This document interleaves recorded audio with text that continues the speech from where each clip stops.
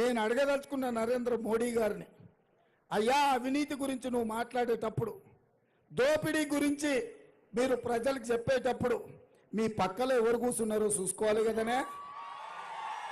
ఎవరయ్యా డీకే కుటుంబం? ఎవరయ్యా కల్తీ కళ్ళ అమ్ముకున్నాడు? ఎవరయ్యా దొంగ సారాయి అమ్మినోడు? ఎవరయ్యా కంకర కొల్లగొట్టినోడు? ఎవరయ్యా కాంట్రాక్టర్ల నుంచి కమిషన్లు గుంజుకున్నాడు? ఎవరయ్యా ఏ టెండర్లు వచ్చినా ఆ టెండర్లు గుంజుకున్నది ఎవడయ్యా? చివరికి వైన్ షాప్ల దగ్గర నుంచి మామూలు కూడా వదలలే, కళ్ళు దుకాణాల నుంచి కమిషన్లు కూడా వదలలే, ఇసుక వదలలే, మట్టి వదలలే, గాలి వదలలే, నీరు వదలలే, చెట్టును వదలలే, చేమను వదలలే, పుట్టను వదలలే.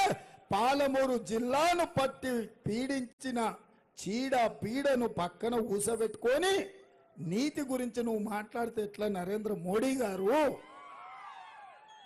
మీకు తెలియదా డీకే చరిత్ర ఏందో?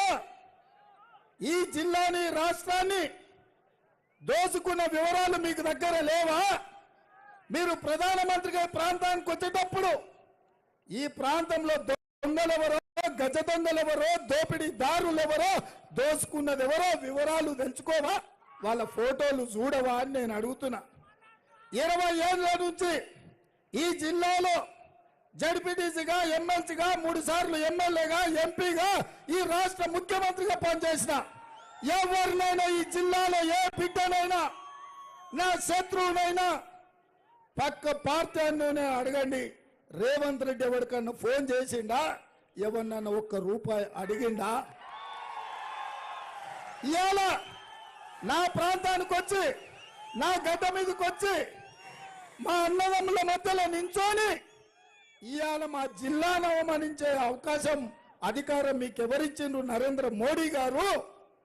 ఇవాళ డీకే అర్ణమ్మ నమ్ముకొని ప్రజల నుంచి వచ్చిన నన్ను, నల్లమల ప్రాంతం నుంచి రైతు బిడ్డగా, ఒక యువకుడుగా, ఏ రాజకీయ నేపథ్యం లేకపోయినా కష్టపడి కింది నుంచి ముఖ్యమంత్రి పదవి వరకు వచ్చిన నన్ను నా జిల్లాకు వచ్చి అవమానిస్తావా? ఇది న్యాయమా? ఇది నీకు ధర్మమా? ఇవాళ సవాలు విసురుతున్న ఈ జిల్లాలో ఎవరినైనా అడగండి, ఏ యువకునైనా కదిలించండి, ఏ ఆడబిడ్డనైనా పలకరించండి. డీకేల చరిత్ర ఏందో, మీ రేవంత్ అన్న చరిత్ర ఏందో అడగమను. నరేంద్ర మోడీ షాద్ నగర్ అంబేద్కర్ చౌరస్తాలో బ్యాలెట్ బాక్స్